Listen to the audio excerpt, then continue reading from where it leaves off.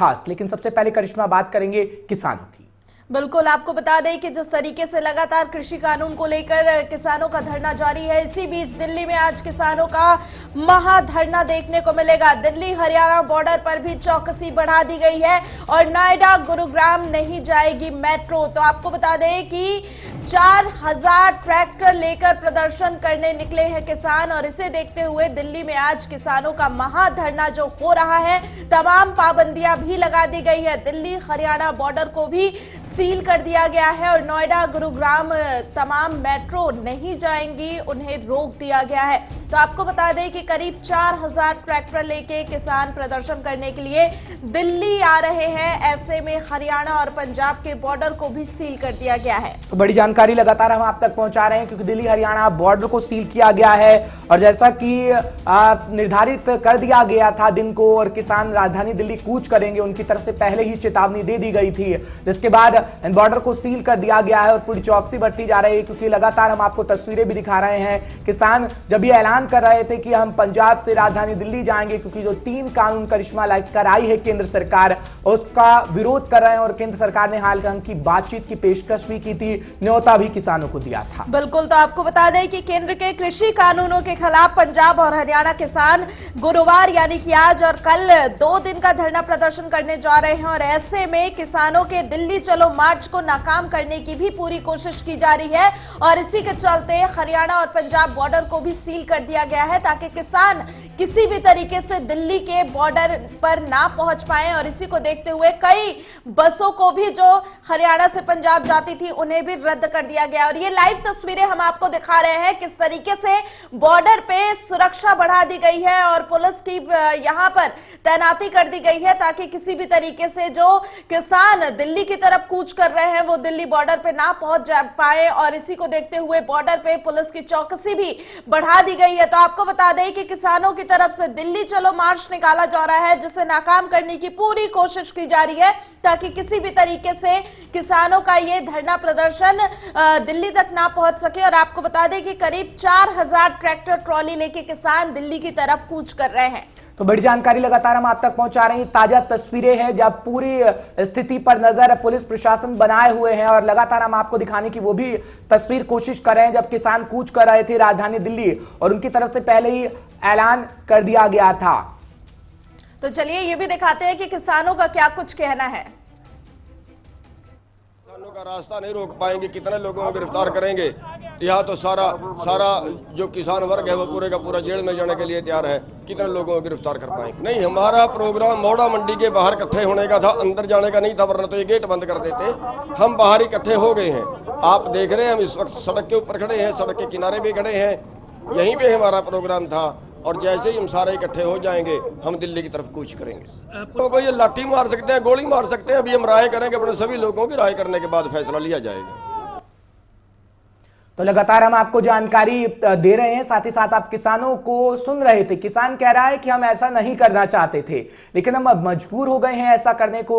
लगातार हम केंद्र सरकार से ये कहते रहे कि जो आप किसान कानून लाए हैं उसमें ऐसी त्रुटियां हैं, ऐसी खामियां हैं जो हमारे हित में नहीं है, लेकिन केंद्र सरकार नहीं मानी। हालांकि पंजाब के सीएम से भी बातचीत की गई थी जिसके बाद ये फैसला लिया गया कि दिल्ली राजधानी कूच करेंगे वो, क्योंकि पंजाब के सीएम से मुलाकात हुई लेकिन बात नहीं बन पाई और उन्होंने कहा कि हम राजधानी दिल्ली कूच करेंगे। तो तमाम फैसलों के बाद राजधानी दिल्ली की ओर कूच कर रहे हैं किसान। पुलिस प्रशासन पूरी तरीके से मुस्तैद है। देखने वाली बात होगी कि आगे क्या कुछ रहेगा, जिसकी तस्वीरें जानकारी हम आप तक लगातार पहुंचाएंगे। बिल्कुल, तो जाहिर तौर पे किसानों का यही कहना है कि सरकार ने जिस तरीके से उनकी बातों को नहीं सुना और उनके प्रदर्शन को नजरअंदाज किया है, उसने कहीं ना कहीं उन्हें इस तरीके का कदम उठाने पर मजबूर कर दिया। और आपको बता दें कि किसानों की तरफ से आज दिल्ली चलो मार्च निकाला जा रहा है और ऐसे में किसान अब धीरे धीरे धरना स्थल पर इकट्ठा हो रहे हैं और उनका कहना है कि जैसे ही तमाम किसान मौके पर पहुंच जाएंगे इसके बाद वो दिल्ली के लिए कूच करेंगे। तो करीब 4000 ट्रैक्टर ट्रॉली से किसान जो है दिल्ली की तरफ मार्च निकाल रहे हैं और इसे देखते हुए चाहे हरियाणा सरकार हो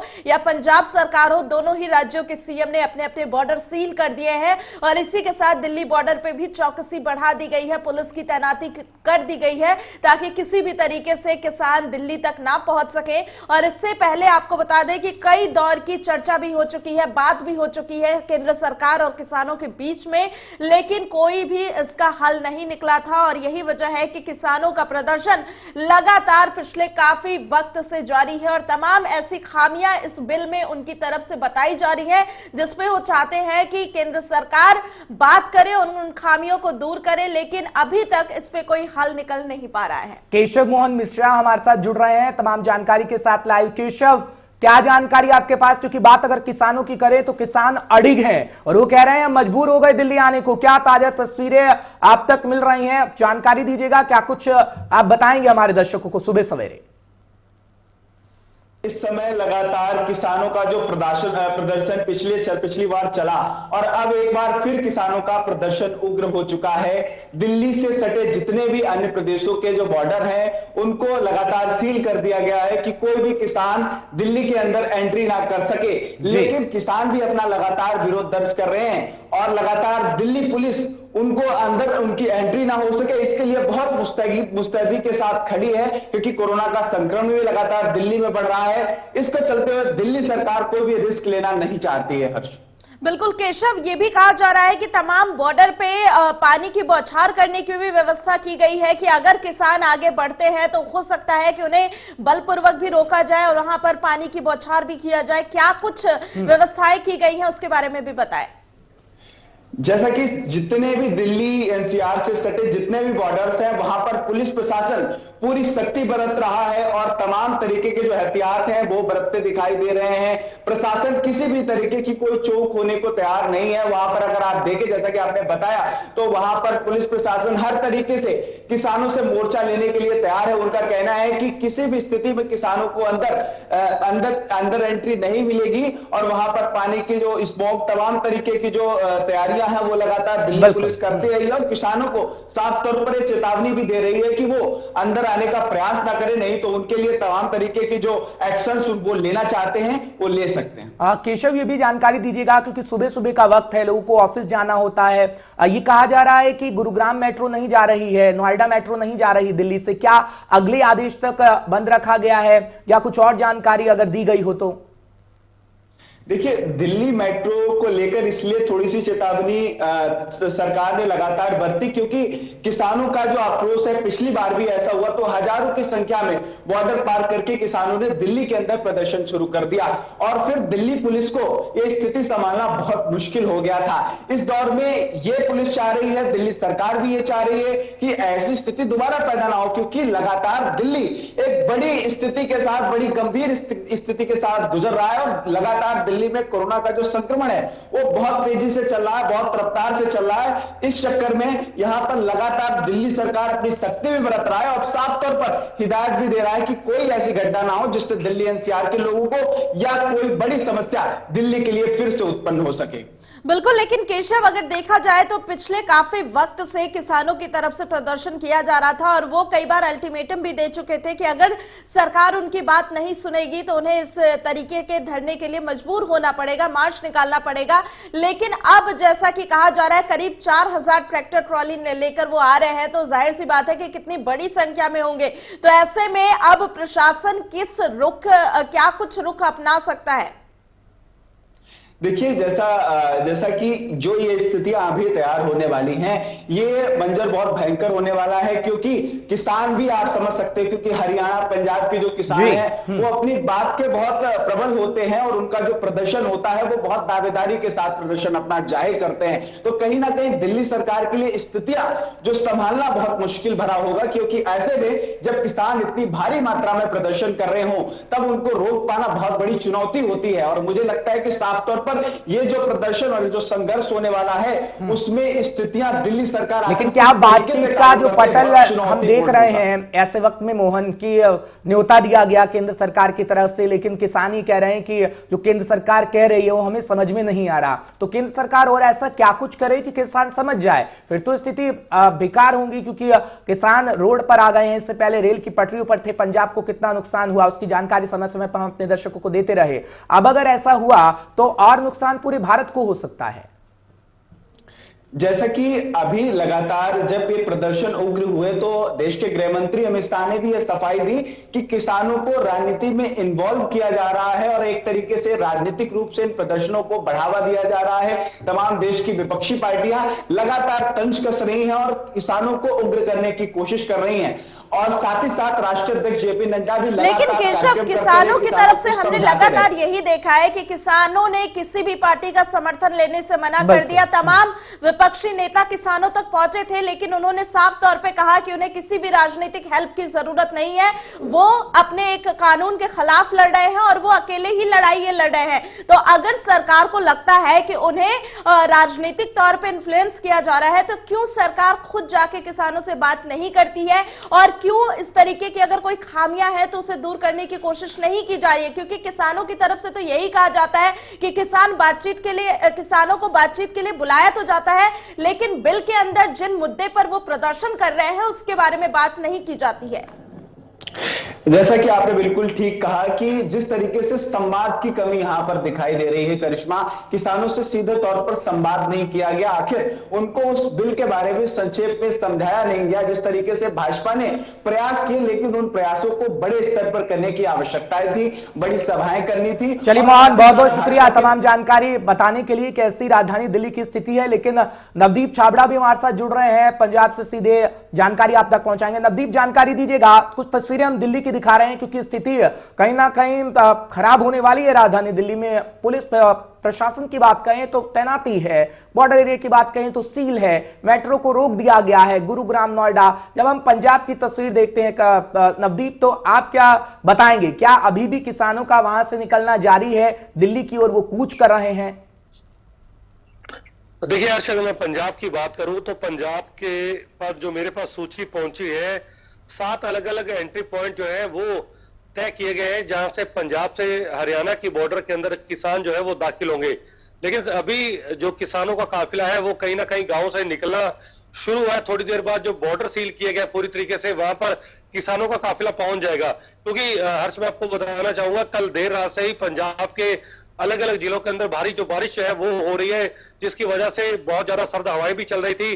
बारिश की वजह से भी कहीं ना कहीं ये थोड़ा जो माहौल कह सकते हैं किसानों का जाना वो थोड़ा डिले हुआ है। लेकिन थोड़ी देर बाद ही किसान जो है, ये तमाम एंट्री पॉइंट मैं आपको बताना चाहूंगा कि 7 ऐसे एंट्री पॉइंट हैं जो हरियाणा से जहां पर वो एंटर करेंगे। सबसे पहले जो डूम वाली है, खनौरी है, इसके अलावा साधु बॉर्डर है, इसके अलावा लखे वाली बॉर्डर है, शंभू बॉर्डर है, रामनगर है और लालड़ू। ये तमाम ऐसे एंट्री पॉइंट है जो पंजाब से, जहां से ये लास्ट पंजाब के ये पॉइंट है और इसके बाद वो सीधा हरियाणा के अंदर दाखिल होंगे। तो मैं 7 अगर एंट्री पॉइंट की बात करूं तो हर से देर रात से ही जो हरियाणा पुलिस का कड़ा पहरा था वहां पर वो कर दिया गया था। वहां पर चाहे हरियाणा पुलिस हो, चाहे वहां पर रैपिड एक्शन फोर्स हो, तमाम तरह की जो दंगा विरोधी जहां कह सकते हैं हम जो फोर्स होती है उसको तैनात किया गया। बिल्कुल, लेकिन नवदीप, आज और कल 2 दिन तक ये मार्च किया जाएगा जैसा कि किसानों की तरफ से कहा गया है। ऐसे में स्थिति कितनी खराब हो सकती है, क्योंकि जिस तरीके से किसान बिल्कुल अडिग नजर आ रहे हैं और उनकी तरफ से कहा जा रहा है कि वो दिल्ली पहुंच के रहेंगे। वहीं अब अगर सरकारों की बात करें, हरियाणा सरकार, पंजाब सरकार, वो भी काफी सख्त है, बॉर्डर्स को सील कर दिया गया है। ऐसे में अगर आमने सामने पुलिस और किसान होंगे तो स्थिति कितनी तनावपूर्ण हो सकती है? देखिए कृष्णा, ये किसान पहले ही साफ कर चुके हैं कि किसी भी तरीके का कोई टकराव जो है वो नहीं करेंगे। यानी कि ना ही तो कोई आगजनी होगी, ना ही कोई हिंसक प्रदर्शन होगा। वो शांतमय तरीके से अपना प्रदर्शन करते हुए दिल्ली आगे बढ़ेंगे और अगर उनको वहां पर सुरक्षा बलों ने रोकने का प्रयास किया तो कहीं ना कहीं और रास्ता चुनकर आगे बढ़ने का प्रयास करेंगे, यानी दिल्ली वो जाकर रहेंगे। तीसरा विकल्प किसानों के पास ये भी है कि अगर किसी भी तरीके से कोई ऐसी बात बनती है कि उनको आगे नहीं बढ़ने दिया जाता तो जहां पर भी उनको रोका जाएगा वहां पर वो अपना पक्का धरना यानी कि स्थायी मोर्चा लगाकर वहां पर बैठ जाएंगे। कृष्णा, मैं आपको बताना चाहूंगा क्योंकि सुबह भी मैंने कुछ तस्वीरें चैनल को भेजी थी, उसमें ये साफ तौर पर दिख रहा था कि देर रात को शंभू बॉर्डर हो चाहे फिर खनौरी बॉर्डर, वहां पर बड़ी संख्या के अंदर महिलाएं जो है वो खुद डटी हुई है, लंगर बनाने में जुटी हुई है। यानी कि पक्का मोर्चा वहां पर लगा दिया गया। किसानों के लिए खाने पीने का सामान और बनाने के लिए खुद बड़ी संख्या में बिल्कुल महिलाएं नवदीप, जो है वो भी जो इस आप मोर्चे तस्वीरें भेज रहे हैं वो हम लगातार दिखा भी रहे हैं दर्शकों को। 4 महीने का तकरीबन राशन वो लेके निकले हैं और कह रहे हैं कि हम जो बिल हैं उनको रद्द करवा के रहेंगे। लेकिन स्थिति अब कैसी बनेगी, क्योंकि केंद्र सरकार की बात करें, केंद्र अड़िग है, कह रही है हम किसानों के हित में बिल लेकर आए हैं। और सवाल मेरा बार बार ये आपसे रहता है जब भी आप जुड़ते हैं कि स्थिति जब भी हम किसानों को लेकर देखते हैं, क्योंकि पहले एमएसपी को लेकर किसानों ने प्रदर्शन किया तो किसानों को समझाने का प्रयास किया गया, लेकिन वो चीज हुई नहीं, फिर सड़कों पर किसान रहते हैं, एक बार फिर अन्नदाता सड़कों पर है। देखिए हर्ष, इन तीनों कानूनों की अगर बात करूं, और चौथा जो बिजली एक्ट 2020 केंद्र सरकार लेकर आई है, ये 4 ऐसे कानून हैं जिसको लेकर जो किसान है वो लगातार प्रदर्शन कर रहे हैं। पंजाब के अंदर सबसे बड़ा मुद्दा यही है क्योंकि पंडीकरण व्यवस्था सबसे मजबूत पंजाब के अंदर है और पंजाब सरकार पूरी तरीके से किसानों के साथ खड़ी है। पंजाब पहला ऐसा राज्य था जिसने तीनों कृषि कानून रद्द किए हैं और अपना नया कानून पंजाब के अंदर जो है लेकर आई। हालांकि ये जाहिर है कि राज्यपाल ने अभी तक उस नए प्रस्ताव पर, नए जो बिल पर मोहर अपनी नहीं लगाई है। यही कारण है कि पंजाब के किसान अब किसी कीमत पर ये चाहते हैं कि तीनों कानून जो है रद्द होने चाहिए और धीरे धीरे उनको देश के बाकी जो राज्य है उनके किसान जो संगठन है उनका समर्थन मिलता हुआ नजर आ रहा है। पहले यही था कि ये जो पूरा जो आंदोलन था कहीं ना कहीं ये पंजाब और हरियाणा के अंदर सिमटता हुआ नजर आ रहा था, लेकिन अब जिस तरीके से हम देख रहे हैं कि दिल्ली हो, चाहे उत्तर प्रदेश हो, चाहे वो राजस्थान हो, चाहे वो बिहार हो, जब तमाम तरह के किसान, क्योंकि आपने देखा होगा जब 3 दिन पहले महाराष्ट्र के अंदर पूरे ऑल ओवर इंडिया स्तर पर कॉन्फ्रेंस की गई थी तो वहां से भी एक सीधी यही दलील और अपील की गई थी कि पूरे देश के अंदर अब इस जो प्रदर्शन को, अब इस आंदोलन लेकिन नवदीप सवाल ये है ना, क्योंकि अगर हम किसानों की बात करें, किसान किसी भी राजनीतिक पार्टी का समर्थन नहीं ले रहे। किसान संगठन की बात करें, वो कह रहे हैं हम अपने मुद्दों के लिए इस वक्त लड़ रहे हैं, लेकिन क्या वोट बैंक की तरह इस्तेमाल कर रही है पंजाब सरकार या केंद्र सरकार? क्योंकि पंजाब सरकार की बात करें, पंजाब सरकार कह रही है हम किसानों के हित में अपने लिए किसानों के लिए बिल लाती है, राज्यपाल से अभी पास नहीं हो पाया। केंद्र सरकार कह रही है कि हित है किसानों का, लेकिन क्या वोट बैंक की तरफ इस्तेमाल हो रहा है पंजाब के किसानों का, क्योंकि चुनाव भी है आगे आने वाले दिनों में? नहीं, देखिए वोट बैंक की एक अलग राजनीति है, लेकिन जब अब निजी हित सामने आते हैं और जब अपनी सुरक्षा की मुद्दा आता है तो कोई भी व्यक्ति जो है वो आंदोलन की राह पर होता है। हर्ष, आप ये इस बात को समझिए और जो पंजाब के किसान कहना चाहते हैं कि जो सरकार आज से कई साल पहले जो अन्न सुरक्षा कानून, खाद्य सुरक्षा कानून लेकर आई थी, अगर पूरे देश के करोड़ों लोगों का पेट जो है आज 2 रुपए किलो अनाज के साथ वो पेट भरा जा रहा है, तो उसमें कहीं ना कहीं बड़ा योगदान पंजाब और बाकी राज्यों के किसानों का है। लेकिन वो उनका एक ही मत है कि ऐसी कौन सी ऐसी सरकार है, सरकार के ऊपर कौन सा ऐसा दबाव है कि अगर वो उनको अनाज के खरीद की गारंटी नहीं दे सकती, उसके सरकारी खरीद की गारंटी ही नहीं दे सकती, तो ऐसे में उनका इतने परिश्रम करने का क्या फायदा? और क्योंकि आने वाले दिनों के अंदर जब वो बिल्कुल, लेकिन नवदीप क्या लगता है कि आखिर ये पेच कहां पे फंस रहा है? क्योंकि लगातार हमने देखा है कि किसान दिल्ली भी आ चुके हैं और केंद्र सरकार से बातचीत भी हो चुकी है, फिर भी पूरा जो मुद्दा है वही का वही अभी भी टिका हुआ है। तो आखिर क्यों केंद्र सरकार किसानों को समझाने में नाकामयाब हो रही है, और क्यों अगर केंद्र सरकार समझाने की कोशिश कर रही है तो फिर भी ये मुद्दा क्यों नहीं सुलझ रहा है? आखिर ये पेच कहां पे फंस रहा है? क्यों बातचीत से हल नहीं निकल रहा? देखिए करिश्मा, बिल्कुल कहीं ना कहीं हम ये कह सकते हैं कि नाक का सवाल जरूर सरकार के लिए बना हुआ है, क्योंकि हमने देखा है कि आज तक केंद्र सरकार जितने भी बड़े बिल लेकर आई है, चाहे उसके खिलाफ कितने बड़े आंदोलन हुए, वो कभी वापस आज तक केंद्र सरकार ने नहीं किए। लेकिन ये मुद्दा कहीं ना कहीं सीधे उन लोगों के साथ जुड़ा हुआ है जो पूरे देश का पेट भरते हैं, किसानों से जो मुद्दा जुड़ा हुआ है। और हमारी अगर जीडीपी का सबसे बड़ा हिस्सा कहे तो वो कृषि सेक्टर से होकर आता है। तो यही कारण है कि अब पंजाब के साथ साथ बाकी राज्यों के जो किसान है वो आंदोलन पर है। लेकिन कहीं ना कहीं केंद्र सरकार वो चाहती है कि किसान जो है ये समझे कि मिल की उनको लाभ क्या होगा। लेकिन मैं कृष्णा आपको बताना चाहूंगा कि किसानों को सबसे बड़ा अंदेशा यही है कि इस बिल का यकीनन आने वाले 1-2 साल के अंदर बिल्कुल, तो अब देखना होगा कि किसानों की तरफ से मार्च तो निकाला जा रहा है, लेकिन ये धरना प्रदर्शन किस दिशा में जाता है ये देखने वाली बात होगी। खैर, बहुत बहुत धन्यवाद।